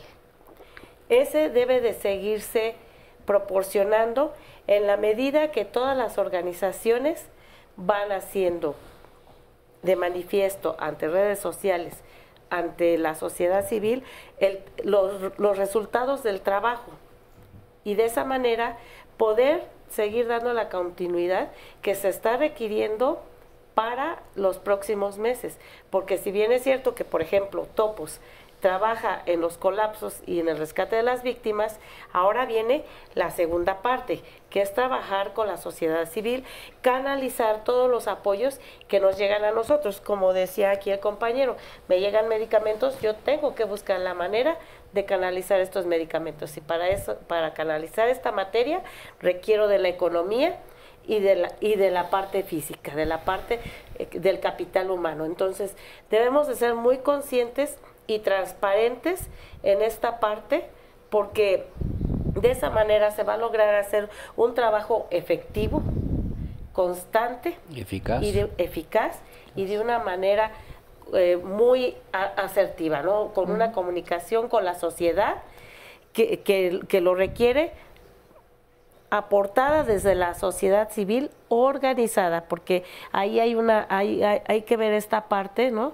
Que todos somos un contexto, pero que está clasificado en la parte organizada y en la parte que requiere la ayuda que no está organizada. Eduardo. Nada más es que aquí me parece que hay muchos temas y que hay un tema que no hemos tocado con la suficiente importancia, y es que México le tiene una enorme desconfianza fundada a las instituciones del gobierno.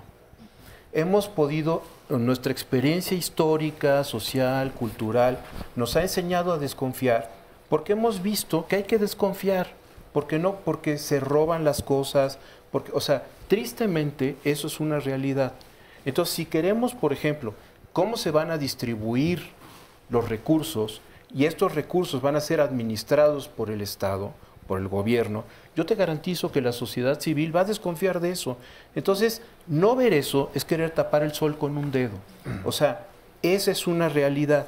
Entonces, sí creo que es importante que el gobierno se dé cuenta de estas circunstancias para que empiece a generar condiciones para que se pueda auditar su labor, para que pueda transparentar las maneras en que están haciendo las cosas.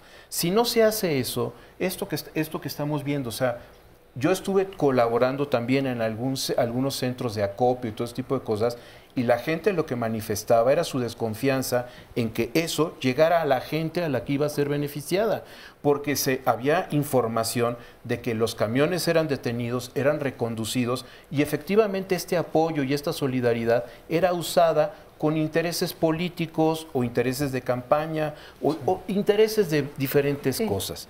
Entonces, si nosotros estamos en México, no es como en cualquier otro país. En México tenemos desconfianza, una desconfianza en las instituciones del gobierno, en la operación del Estado, y esa es totalmente fundada. Entonces, ¿qué instrumentos genera el Estado y el gobierno sabiendo que hay esa serie de cosas y no simplemente se hace como que eso no es así? O sea, porque la desconfianza existe, y por eso esto que se hablaba del temor de que las organizaciones sociales se organicen porque temen esa organización. Entonces, si no hay estas transparencias, si el Estado, los gobiernos, los políticos, la gente encargada de todo este tipo de cosas no se hace cargo de esa que es una realidad, entonces efectivamente eso va a entorpecer los siguientes momentos de lo que tenemos que hacer, que es canalizar los recursos a quién. ¿Cómo podemos tener confianza de que eso se va a llegar allí? ¿Cómo vamos a poder ayudar si sabemos que esta ayuda puede ser usada como instrumento político? Entonces, yo creo que sabiendo todo esto es donde tenemos que operar como sociedad, y que los políticos se den cuenta de que tienen que hacer algo, porque sabemos y tenemos desconfianza fundamental. ¿Y cómo hacer también para que esta confianza permanezca en el tiempo? Porque nos dicen aquí, por ejemplo, Mari Gema, sociológicamente hablando, ¿por qué somos solidarios en eventos destructivos y en nuestra vida cotidiana, pudiendo hacer algo por alguna persona, parecemos indiferentes? También para que no sea nada más ante la tragedia, ¿no? Ahorita a ver si nos ayudan a responder estas dudas, regresando del corte. Y también pues mandamos saludos a toda la gente que nos sigue y nos deja comentarios. César Lucien, Elvira Magaña, Angelina Raya, Elena Rodríguez, Margot Marc. De todos lados nos ven, Carmen, en todo el mundo. Ahora sí, gracias a estas herramientas. Vamos a hacer una pausa. A la tecnología. A la globalización. Sí.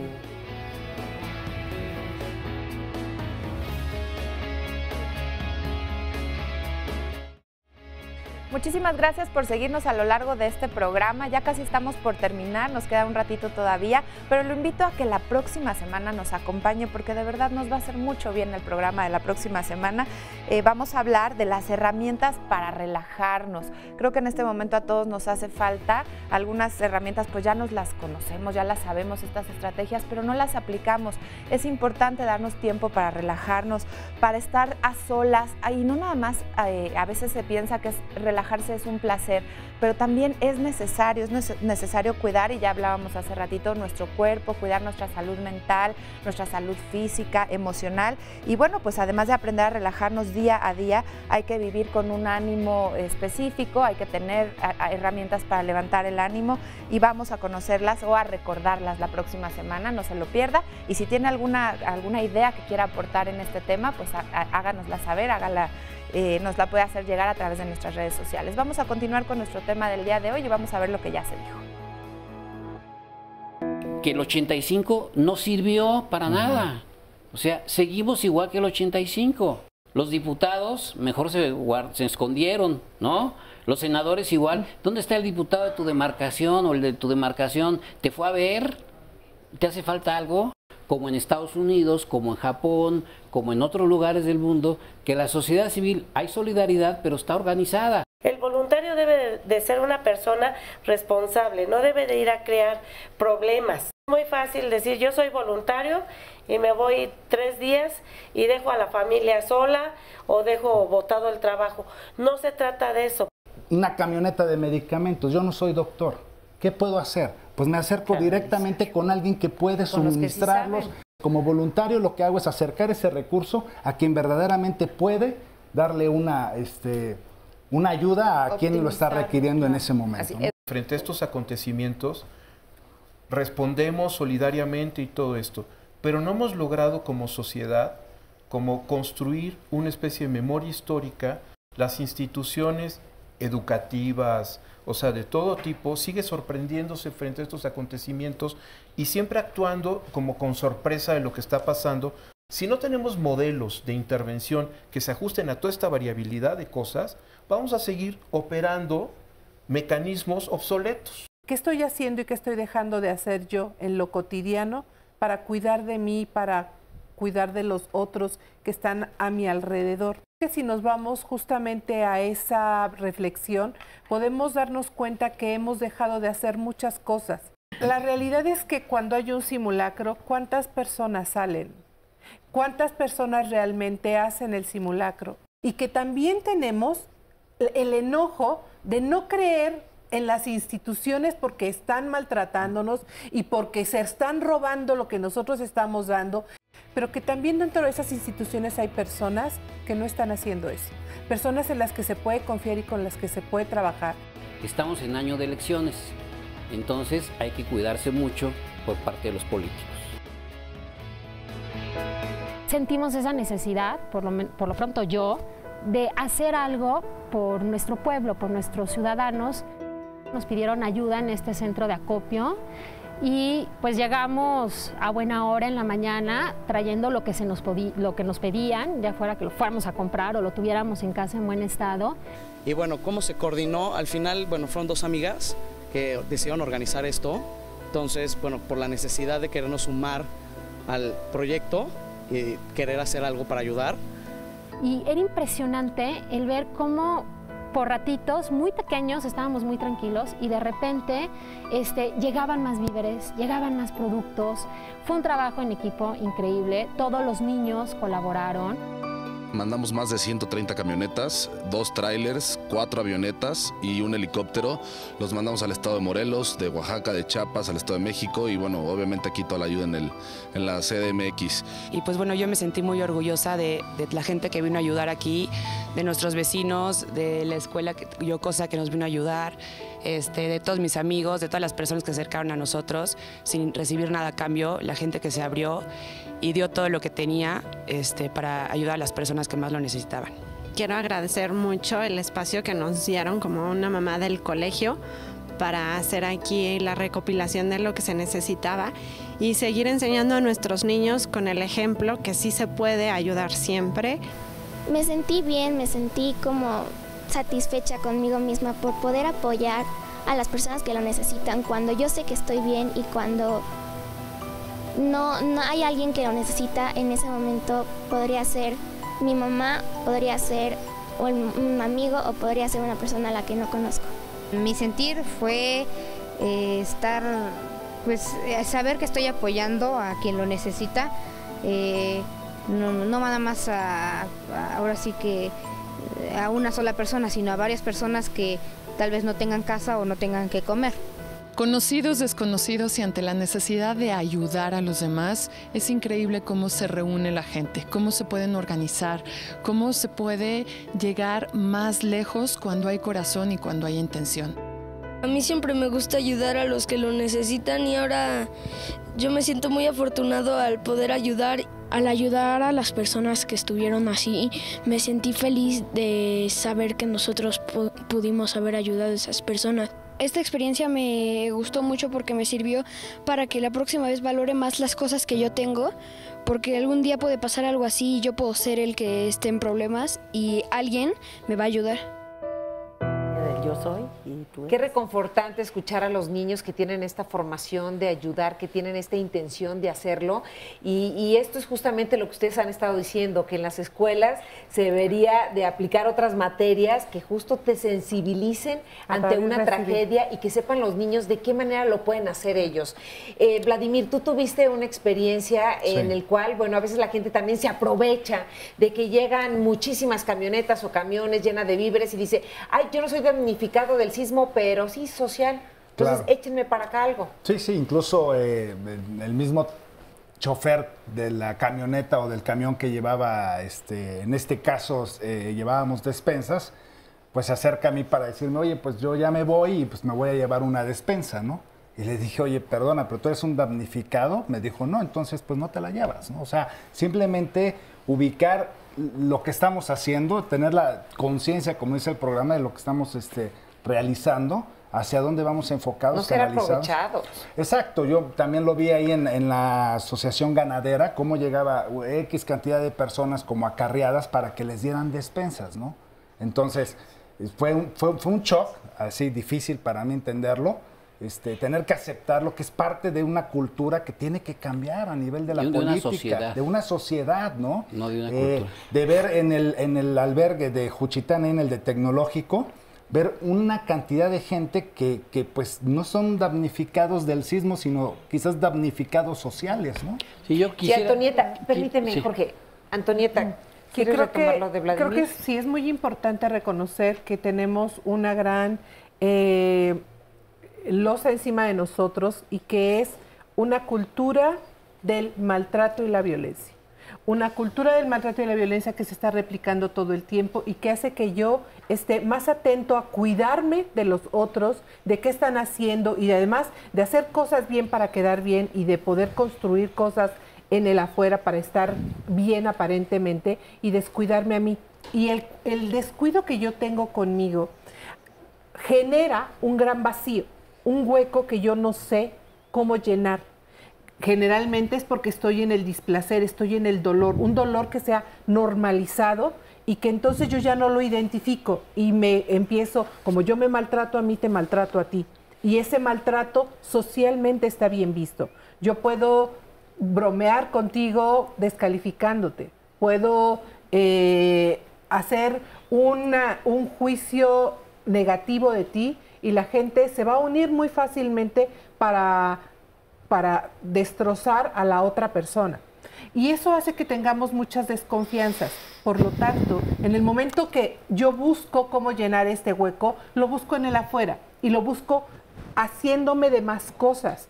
Y aquí lo podemos ver justamente en estos casos, que hay personas que te pueden decir, sí, a mí se me cayó esta parte de la casa, pero tengo esta habitación, ayuda a otro. Pero hay otras que tienen ese gran vacío interno que dice, a mí no se me cayó nada, a mí no me pasa nada, pero si están dando, a mí también me das, y empiezan a acumular en sus casas. Creo que sí tiene un poco que ver con la cultura, con lo que nosotros hemos ido aprendiendo de de más cosas, porque quién sabe para cuándo haya, pero también creo que tiene que ver con esta idea o esta forma como hemos aprendido de dejarnos de hacer caso y dejar de atender lo realmente importante que es nuestro bienestar en lo personal, cosas que nosotros sí podemos cubrir y que entonces podría dejarle los recursos a otras personas y que generalmente eso no lo podemos hacer por cómo estamos construidos. Yo quisiera refutar un poquito que tenga que ver con la cultura, más bien tiene que ver con lo psicosocial, ¿no? Cómo nos están sujetando al deseo del otro con no mayúscula, ¿sí? Respondiendo a la pregunta que hiciste, ¿por qué cuando pasan estas cosas nos volvemos así, no? Otra vez como antes. ¿Por qué únicamente? Pues es por la normalización. A ver, yo hago una pregunta muy concreta. ¿Cuántos lesionados, desaparecidos, muertos hubo en estos eventos, en números redondos? Eran 322. 300. ¿Cuántos desaparecidos hay en el país? en este sexenio? ¿Cuántos muertos hay en este sexenio? ¿Y qué ha hecho el gobierno? ¿Qué ha hecho el Estado? Nada. ¿Sí? Y sale la gente de madres desaparecidos y no les hacen caso. Entonces, ahí es un ejemplo muy claro en donde podemos ver esas grandes diferencias. Estamos ¿no? normalizando. ¿Sí? Nos normalizamos y nos acostumbramos a ver en la televisión que descabezaron a 3, que encontraron 5 cadáveres cuando pasa este tipo de crisis. Y finalmente, para terminar, yo les recomiendo que lean un artículo de una organización que se llama Artículo 19, que seguramente ustedes la conocen. Búsquenla en internet. Hacen una investigación muy detallada con citas bibliográficas y todo sobre la actuación del Estado en esta contingencia. A ver, yo quisiera como decir... yo quisiera también ir con Pola porque tenemos que saber esta parte de los topos también, que es importante, que hay mucha desinformación al respecto, de que decían, es que si se dona o no se dona, hay cuentas reales para ustedes, para poderlos apoyar. ¿Qué hacemos para apoyar a los topos? Bueno, primero que nada, la sociedad mexicana debe de saber que los topos venimos del 85, que es un movimiento social muy marcado y que actualmente existen aproximadamente 5 asociaciones civiles legalmente constituidas con todas las de la ley y que pueden recibir donativos de forma libre y espontánea y que estamos obligados a transparentar su uso. Cada organización tiene un color diferente, tiene una visión y una misión diferente y muchas de ellas están encausadas a la primera etapa, que es la búsqueda, el rescate de víctimas. Habemos otras que trabajamos otras fases, como son la evaluación de daños, la evaluación de viviendas, el apoyo psicológico, etcétera. Pero todas de alguna forma necesitamos de los mecanismos económicos de la sociedad para poder seguir trabajando, y no solamente los topos. Pero sí es muy conveniente que se sepa que actualmente son 5 organizaciones las que trabajan. Recordemos que en el 85 hubo mucho más edificios colapsados de donde se extrajeron a estas personas valerosas y que seguimos trabajando actualmente, y que viene un movimiento social muy importante porque ahora hay mucho más topos. Se van a reproducir, nos reproducimos como conejitos, pero que la diferencia va a estar en la organización y en la asociación civil a la cual estén adheridos y con la cual se pueda constatar un trabajo real y fehaciente con la sociedad. Sí estamos aptos para recibir donativos. Tenemos nuestra cuenta en la página de topos, adrenalinaestrella.org, y ahí hay indicaciones de cómo hacer donaciones, porque tenemos que seguir funcionando. Y somos como que un canal de recepción para optimizar recursos de personas que no pueden llegar directamente al área o a la operación que se está llevando a cabo. Eduardo, los beneficios de la solidaridad, creo que es importante mencionarlo. Sí, porque estaba hablando en esto que me estaba platicando de estos grupos de apoyo y todo esto, y sin embargo es interesante ver que hay veces que lo que estamos conversando, de que hay gente que está apoyando, que está en la solidaridad y todo ese tipo de cosas, y sin embargo, por ejemplo, el que está ayudando por no haber ido a trabajar, lo corren. Entonces, el empleador no está siendo solidario. A lo mejor salen los selfies, en las fotos, todo ese tipo de cosas, pero la solidaridad también significa que si él tiene empleados y que están trabajando en estas circunstancias, estaba platicando con Pola, que, por ejemplo, también hay problemas de, por ejemplo, en las relaciones entre las familias y esto, en donde no hay esta solidaridad. Y entonces cuando la persona está ayudando, de repente pueden ser acusadas hasta de abandono de hogar. Esta parte de decir, bueno, la solidaridad es para aquellos que están ahí, pero también la solidaridad para aquellos, o sea, de nosotros, para aquellos que están ahí.